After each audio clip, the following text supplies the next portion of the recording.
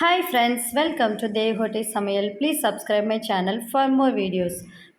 Hi friends, மழை season வந்துட்டாவே அங்கங்கே பத்தக்கட்டை போட்டுருவாங்க. ஸோ அங்கே வந்து மீன் விழுகிறத பார்க்குறதுக்கே ரொம்ப ஆசையாக இருக்கும். அந்த மாதிரி ஒரு வீடியோ தான் இது. ஸோ வீடியோவை ஃபுல்லாக பார்த்து என்ஜாய் பண்ணுங்கள். பாருங்கள் எவ்வளோ அழகாக மீன் குதிக்குது அப்படின்னு சொல்லிட்டு. இந்த மாதிரி பழங்கால முறைப்படி பத்தக்கட்டை போடுறது எப்படின்றத பார்க்கலாம். வீடியோ ஃபுல்லாக பார்த்து என்ஜாய் பண்ணுங்கள் ஃப்ரெண்ட்ஸ். அப்படியே நம்ம சேனலை மறக்காமல் சப்ஸ்கிரைப் பண்ணிக்கோங்க, பெல் ஐக்கானை கிளிக் பண்ணிக்கோங்க.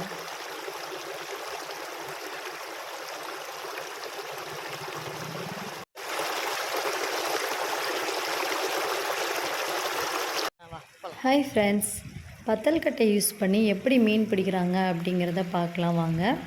இந்த மாதிரி தண்ணி வர்ற இடத்துல ஒரு அணை மாதிரி கட்டி தண்ணியை வந்து மறைச்சி வச்சிடுறாங்க. அதுக்கப்புறம் அந்த பத்தல்கட்டையை யூஸ் பண்ணி அந்த தண்ணியை கொஞ்சமாக திறந்து விடுறாங்க. இந்த பத்தல்கட்டை வழியாக தண்ணி போகிற வழியில் வந்து ஏதாவது குளம் அந்த மாதிரி இருந்துச்சுன்னா அங்கே இருந்த மீன் வந்து இதுக்கு ஆப்போசிட்டாக வந்து வரும்போது இந்த தண்ணிக்கு நேரம் போகிறோம் அப்படின்னு நினச்சி இது வந்து பின்னாடி பிடிச்சிருங்க. அந்த டைமில் வந்து இது வந்து குழியில் விழுந்துடும்.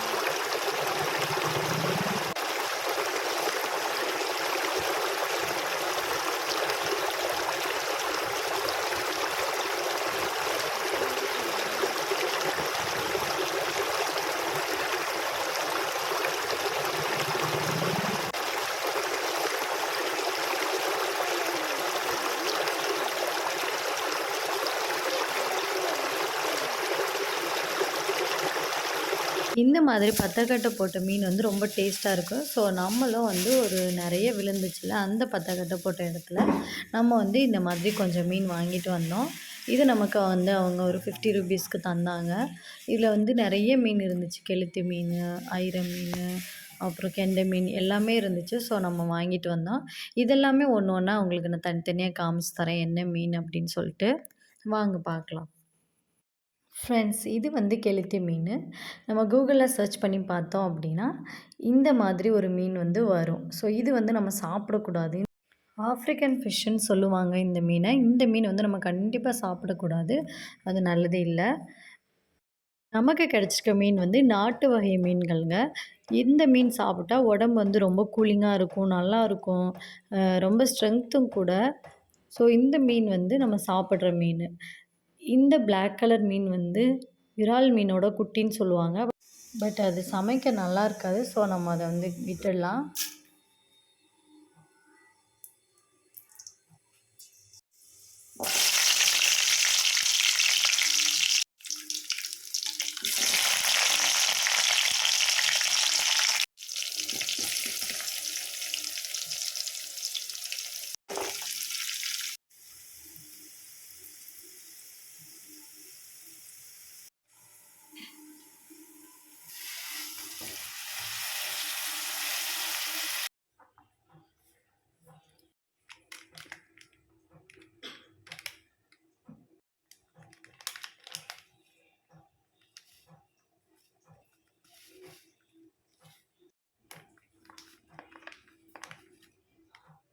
நம்ம நார்மலாக மீன் குழம்புக்கு எப்படி சமைப்போமோ அதே மாதிரி சமைச்சு எடுத்து வச்சாச்சு.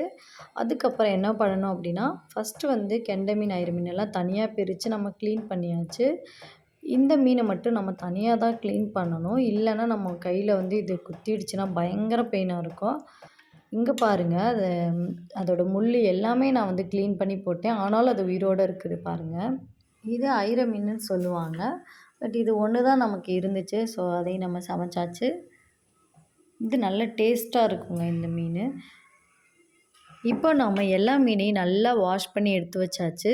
ஒரு 2 டைம் 3 டைமாவது ரொம்ப நல்லா வாஷ் பண்ணிட்டே இருக்கணும். சால்ட்டு, மஞ்சத்தூள் எல்லாமே போட்டு நல்லா வாஷ் பண்ணி எடுத்து க்ளீன் பண்ணிவிட்டு, மீன் குழம்பு நல்லா கொதிச்சதுக்கப்புறம் அதில் இந்த மீனை வந்து நம்ம ஆட் பண்ணலாம். இப்போ வந்து மீனை வந்து கொஞ்சம் கொஞ்சமாக நம்ம உள்ளே போட்டு வேக வைக்கணும். மீன் எல்லாத்தையும் போட்டுட்டு பாத்திரத்தை க்ளோஸ் பண்ணி வச்சு ஒரு 15 மினிட்ஸ் நல்லா வேக வச்சோம் அப்படின்னா மீன் குழம்பு செம்மையாக ரெடி ஆயிருங்க. சாப்பிடும்போது வேறு லெவல் டேஸ்ட்டாக இருக்கும். ஸோ நம்மளும் இப்போ தான் ட்ரை பண்ணி பார்த்துருக்கோம். ஆனால் உண்மையாகவே செம்ம டேஸ்ட்டாக இருந்துச்சு.